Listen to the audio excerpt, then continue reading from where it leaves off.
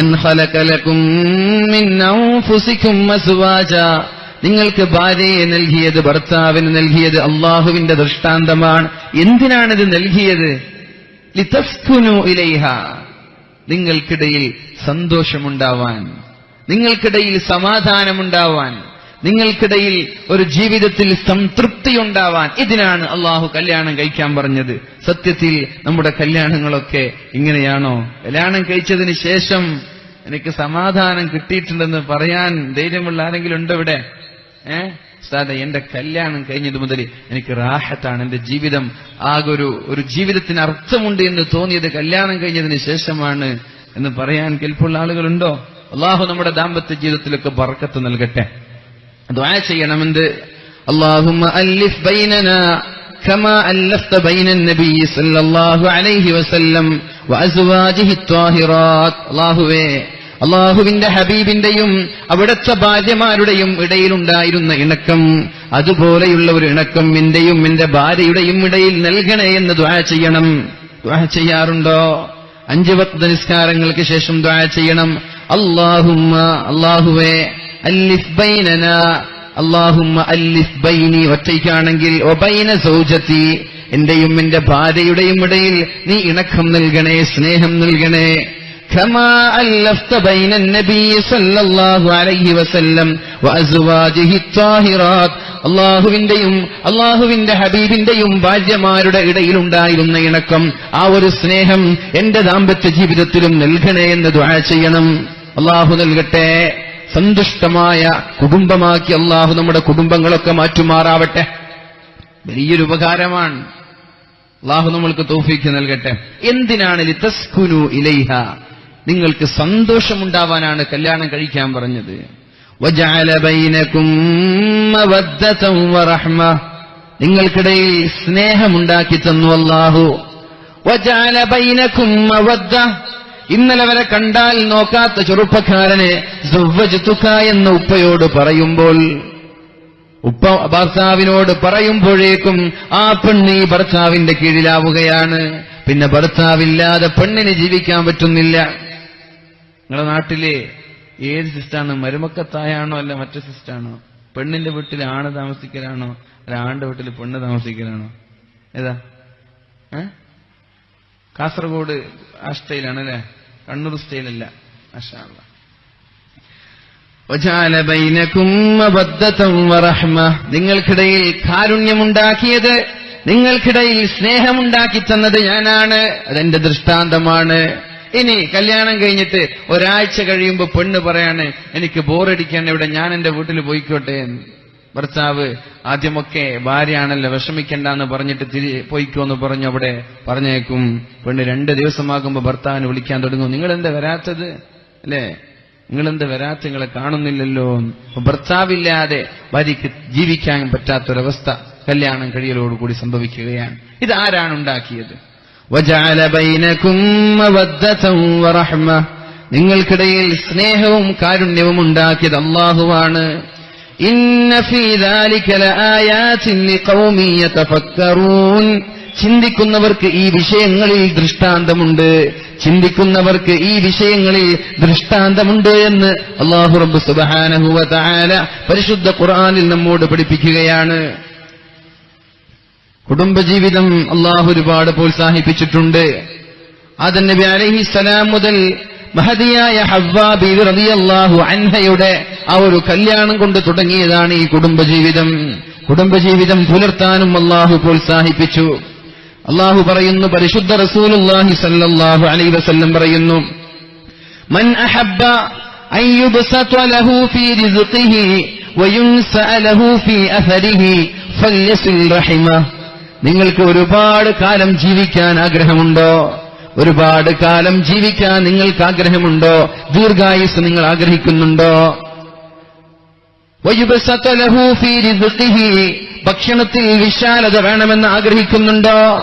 ആരുടെയും മുമ്പിൽ യാചിക്കാതെ, ഒരു നേരത്തെ അപ്പക്കഷ്ടത്തിന് വേണ്ടി കൈനീട്ടാതെ, വളരെ റാഹത്തോടെ മരണം വരെ ഭക്ഷണം കഴിക്കുവാനും മക്കൾക്ക് നൽകുവാനും നിങ്ങൾ ആഗ്രഹിക്കുന്നുണ്ടോ?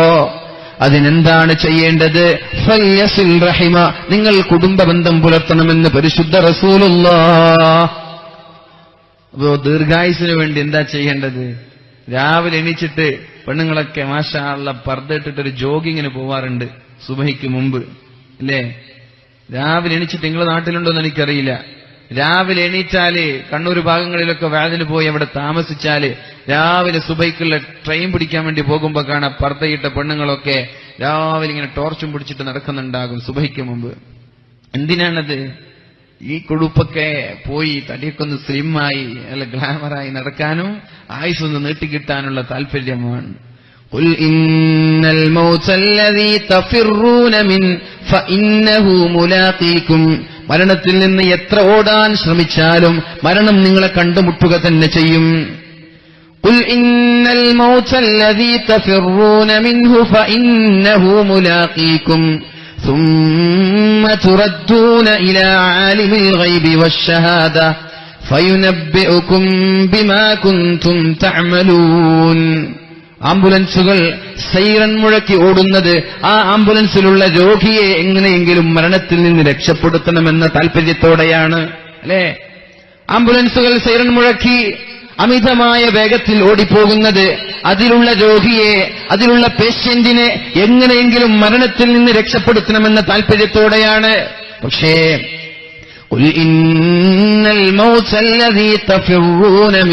നിങ്ങൾ ഓടിപ്പോകുന്ന, വിരണ്ടോടിപ്പോകുന്ന പേഷ്യന്റിന് ജീവൻ നൽകാൻ നിങ്ങൾ പോകുന്നുണ്ട്.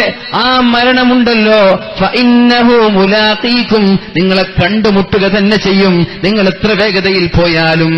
പക്ഷേ അവിടെ റൂഹ് ആയുസ്സിന് വർധനവുണ്ടാവാൻ, ആയുസ്സിന് ദൈർഘ്യമുണ്ടാവാൻ, ജീവിതത്തിൽ ബറക്കത്തുണ്ടാവാൻ അള്ളാഹുവിന്റെ ഹബീബായ മുഹമ്മദ് മുസ്തഫ സല്ലല്ലാഹു അലൈഹി വസല്ലം പറഞ്ഞത് ഫല്യസിൽ റഹിമ, കുടുംബബന്ധം പുലർത്തട്ടെ, കുടുംബബന്ധം പുലർത്തട്ടെ. കുടുംബബന്ധം പുലർത്തുന്ന ആളുകളുടെ ജീവിതത്തിൽ ബറക്കത്തുണ്ടാകും. നിങ്ങൾ ചോദിക്കും റുഫിഅത്തിൽ അഖ്ലാം വജഫത്തിസ് സുഹഫ്, പേന അള്ളാഹു എന്ന് തീരുമാനിച്ചു, പേനകൾ ഉയർത്തപ്പെട്ടു, ഏടുകളൊക്കെ ഉണങ്ങി, പിന്നെ ഇനി എന്റെ ആയുസ് നീട്ടിത്തരുമോ, അല്ലെ? കുടുംബബന്ധം പുലർത്തിയത് കാരണം എന്റെ ആയുസ് നീട്ടിക്കിട്ടുമോ സംശയം ഉണ്ടാകും. പണ്ഡിതന്മാർ രണ്ടഭിപ്രായമാണ് അവിടെ പറയുന്നത്. ഒന്ന്, നമ്മുടെ ജീവിതത്തിൽ ഒരുപാട് നന്മ ചെയ്യാൻ നമ്മൾക്ക് പറ്റും. കുടുംബബന്ധം പുലർത്തുന്ന ആളുകളുടെ ജീവിതത്തിൽ ഒരുപാട് നന്മകൾ അവർക്ക് ചെയ്യാൻ പറ്റും. ഒന്ന് അതാണ് പറയുന്നത്. ആയുസ്സിൽ ബറക്കത്തുണ്ടാകുമെന്ന് പറഞ്ഞാൽ 60 വർഷം ജീവിച്ച ആളെക്കാളും നന്മകൾ 40 വർഷം ജീവിച്ച ഒരാൾക്ക് ചെയ്യാൻ പറ്റും, അയാൾ കുടുംബബന്ധം പുലർത്തുന്ന ആളാണെങ്കിൽ. രണ്ടാമത് പറഞ്ഞത് അള്ളാഹു മായ്ച്ചു കളയുമെന്ന് തന്നെയാണ്. യഹ്കുമു മാ യശാ വയുസ്ബിതു ഇൻദഹു ഉമ്മുൽ കിതാബ്. അള്ളാഹു വേണ്ടത് വിധിക്കും, അള്ളാഹുവിന്റെ നിയമം അള്ളാഹു മാറ്റിമറിക്കും ആവശ്യമുണ്ടെങ്കിൽ.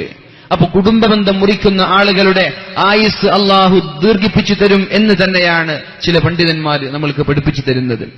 അപ്പോ ഈ ജോഗിംഗ് ഒക്കെ നല്ലതാണ്, എക്സസൈസും നല്ലതാണ്, കുഴപ്പമില്ല. പക്ഷേ അതോടൊപ്പം നമ്മൾ എന്ത് ചെയ്യാ? ആഴ്ചയിലൊരു തവണ അല്ലെങ്കിൽ മാസത്തിലൊരു തവണ നമ്മുടെ കുടുംബക്കാരുടെ വീടുകൾ സന്ദർശിക്കുക. പോകുമ്പോ എന്ത് ചെയ്യാ? എന്തെങ്കിലും ഒരു കവർ, എന്തെങ്കിലും ഒരു പൊതി, എന്തെങ്കിലും ഒരു ഗിഫ്റ്റുമായിട്ട് അവിടെ ചെല്ലുക. തഹാദോ തഹാബോ, നിങ്ങൾ സമ്മാനം നൽകണം. തഹാബോ, നിങ്ങൾക്കിടയിൽ സ്നേഹമുണ്ടാകും. സമ്മാനം നൽകണം. വീടുകളിലേക്ക് പോകുമ്പോ കൈയും വീശി പോകുന്നതിന് പകരം ഐസ്ക്രീമോ അല്ലെങ്കിൽ കുറച്ച് ഫ്രൂട്ട്സോ അല്ലെങ്കിൽ എന്തെങ്കിലും ബേക്കറി സാധനങ്ങളൊക്കെ വാങ്ങിച്ച് കുടുംബക്കാരുടെ വീട്ടിലേക്ക് പോകണം. നിങ്ങൾക്കിടയിൽ സ്നേഹം വർദ്ധിക്കാൻ അത് കാരണമാണ് എന്ന് മുഹമ്മദ് മുസ്തഫ സല്ലല്ലാഹു അലൈഹി വസല്ലം. ഭാര്യയെ സമീപിക്കുമ്പോ എന്നെങ്കിലും ഒരു ദിവസം സർപ്രൈസായിട്ട് ഭാര്യയ്ക്കൊരു മോതിരം വാങ്ങിച്ചു കൊടുക്കുക. ഭാര്യ ഇങ്ങനെ പിന്നാലെ കൂടി സൈക്കിൾ എടുത്തതിന് ശേഷം വാങ്ങിച്ചു കൊടുത്തിട്ട് കാര്യമില്ല. എനിക്ക് കൈച്ചേന് വേണം, 2 വർഷമായി പറയാൻ തുടങ്ങിയിട്ട് വാങ്ങിച്ചു കൊടുത്തിട്ടില്ല. ഇങ്ങനെ പിന്നാലെ സൈക്കിൾ എടുത്തപ്പോ വാങ്ങിച്ചു കൊടുത്തു. അതിന് സ്നേഹമൊന്നും വർദ്ധിക്കില്ല. നമ്മളൊരു സർപ്രൈസായി ഭാര്യ അറിയാതെ ഭാര്യയ്ക്കൊരു ഗിഫ്റ്റ് കൊണ്ടുപോയി കൊടുക്കുക. തുറന്നു നോക്കുമ്പോ മാഷാ അല്ലാഹ് കൈച്ചേനാണ്. എന്ത് സന്തോഷം ഉണ്ടാകും! പെണ്ണിന് പൊന്ന് കിട്ടുന്നതിനേക്കാളും സന്തോഷം വേറെ ഉണ്ടോ? കഴിയുന്നത് കൊടുക്കുക. അള്ളാഹു തൗഫീഖ് ചെയ്യട്ടെ.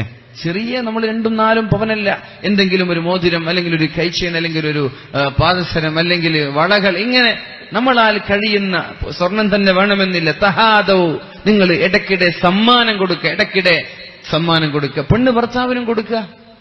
നിന്നാൽ കഴിയുന്നത്, നമ്മളാൽ കഴിയുന്നത് ഭർത്താവിനും കൊടുക്കുക. തഹാബൗ, എന്നാൽ നിങ്ങൾക്കിടയിൽ സ്നേഹം വർദ്ധിക്കും. ഇത് പഠിപ്പിച്ചതാരാ? പരിശുദ്ധ റസൂലുള്ളാഹി സ്വല്ലല്ലാഹു അലൈഹി വസല്ലം. അപ്പൊ നമ്മളുടെ ദാമ്പത്യ ജീവിതം ഫെയിലിയറാണ്, അത് പരാജയമാണ് എന്ന് പറഞ്ഞ് നടക്കണ്ട. ദാമ്പത്യ ജീവിതത്തിൽ ഇങ്ങനെ അല്ലറ ചില്ലറ കാര്യങ്ങളൊക്കെ ചെയ്യുമ്പോഴാണ് സ്നേഹം വർദ്ധിക്കുന്നത്. അള്ളാഹു നമ്മുടെ ദാമ്പത്യ ജീവിതത്തിൽ ബർക്കത്ത് ചെയ്യട്ടെ. അപ്പൊ കുടുംബബന്ധം പുലർത്തിയാലുള്ള നേട്ടം എന്താണ്? ഒന്ന്, നമ്മുടെ ആയുസ്സിൽ വർധനവുണ്ടാകും, ആയുസ്സിൽ ബർക്കത്തുണ്ടാകും. അതേപോലെ മറ്റൊരാളുടെ മുമ്പിൽ കൈ നീട്ടേണ്ട ഒരവസ്ഥ അവർക്കുണ്ടാവൂല. അള്ളാഹു അവരെ സംരക്ഷിക്കുമെന്ന് മഹാനായ അനസ് റളിയല്ലാഹു അൻഹു റിപ്പോർട്ട് ചെയ്യാണ്.